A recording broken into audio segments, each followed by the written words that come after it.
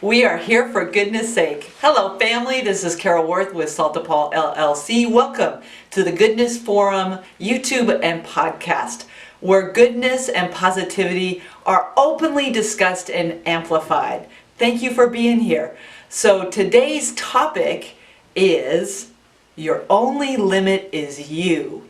And that was inspired by our wonderful guest, Heather Grover, who is the founder of Get Up Community. And so I'm going to let her take a few minutes and say a few words about herself, like where did she, what has she been doing in life, and how did she come up with the Get Up Community. Awesome. Thank you, Carol, and thank you for having me here. I'm so excited. Yay. Yes. It's my first podcast interview ever, so I'm very, very pumped about it. Yeah. Oh my God, I did not know that. So excellent. Yes. Yeah. What an honor, right, that we get to have you. This is so great.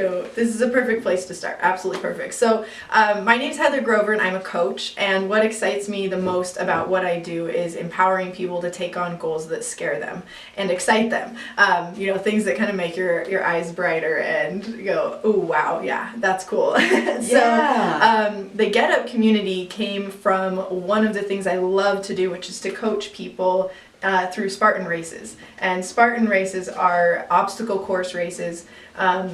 They are kind of military style obstacles, like climbing up ropes and crawling under barbed wire, carrying big heavy buckets of gravel. Wow. And it was such an incredible experience for me the first time that I did one, and then I made the decision to become a Spartan certified coach, and then just really got inspired to help people, especially people who never thought they could do something like that before, right, to get up and do something scary and exciting, and to go through that challenge. And they say you'll know at the finish line, and it's absolutely true. And what I found for myself in every race I've done, and then everyone that I've helped to complete a race, is you're not the same person who started absolutely that race, right? Absolutely. I so get that. Yes. And so Get Up, and that name really comes from this idea that, taking on a goal that is challenging and exciting is not going to be all rainbows and butterflies along the way. What? And I know, right? Just because it's a worthy goal doesn't mean it's going to be easy to accomplish. In fact, that probably means it's going to be harder than anything you've ever done, and it's going to ask more of you than anything that you've ever done. So, that idea that you are going to have to get up initially and off the couch, literally, maybe, right? And then you're going to have to get up again and again and again when you get knocked down. Again, sometimes literally. We do a lot of burpees, which are basically falling down on the ground and getting back up. So there's that.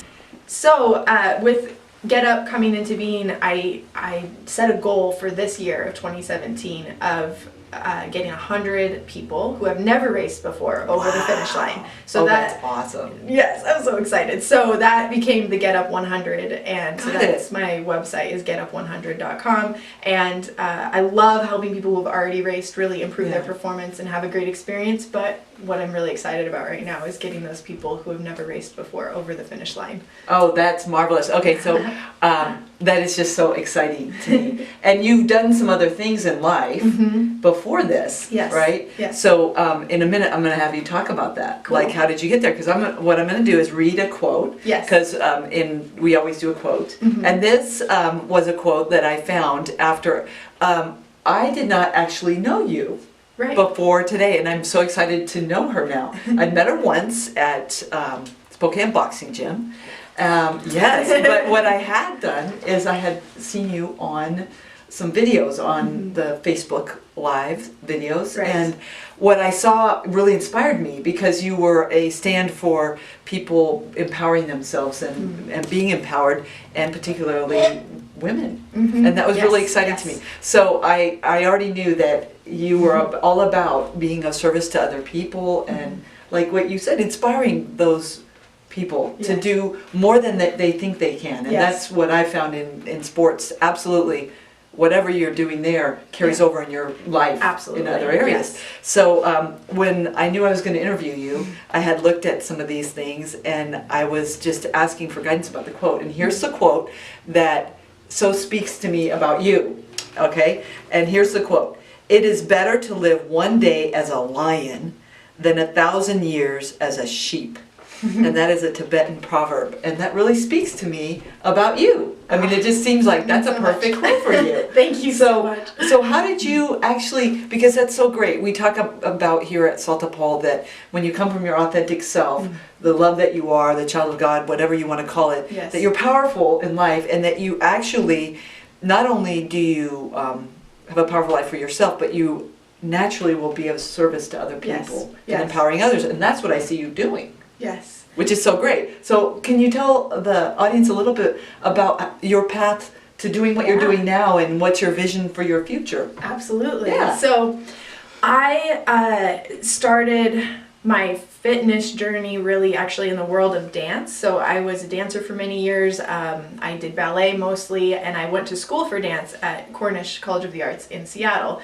And I ended up bouncing around a lot, really not feeling like I could fully commit like my life path to any one thing. So I went to culinary school, I studied psychology, I did all of these random things, never finished a degree, and just struggled with that for a long time. I worked as a vet tech for a while. I just did this whole random group of things, and through all of that, I was working at the Seattle Athletic Club, so at a gym.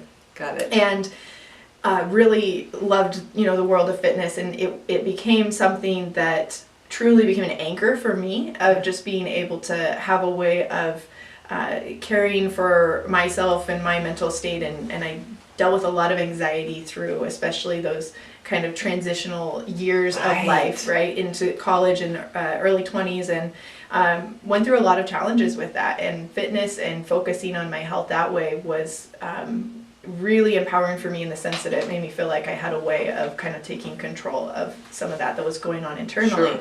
So I realized that, through all of these other interests, this is something that I continue to do and be passionate about, and ended up working in management at a gym here in Spokane as well, and really learned a ton through that experience. Got different certifications. I was in the world of personal training, and I did everything from yoga to Zumba to TRX. Just all these different things. Learned how to run a gym and all of that. But through all of that process, I was very much in this like victim mentality of always whatever was going on in my life was always the result of other people's actions or circumstances, right? Got that. Sure. So a lot of that is just kind of growing up too, right? Kind of getting out of that childhood mentality and into an adult. But I hit a point where I really had a wake-up call, and that was having my son.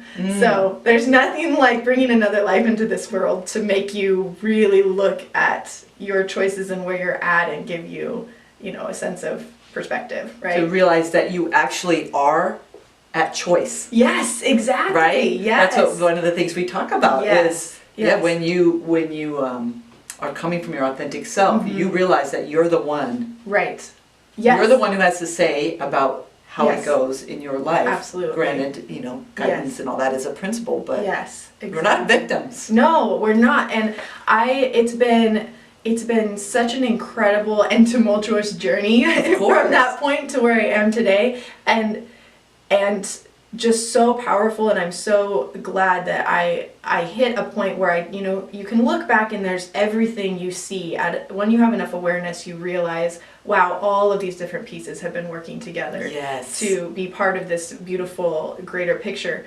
But then there are also those moments that really stand out where wow, I really just took a sharp right turn there, I just made a big shift, and I made a big shift in jumping out of being an employee and into going into business for myself. Yes. And that was terrifying. Of course. And and at the same time, just what an incredible transition to go through, owning, the responsibility for my own life, for taking care of my child, for taking care of just my own emotional state. Everything is like there's no longer somebody to point the finger at. Right. It's me. If it doesn't work out, they did it to me again. Right. Exactly.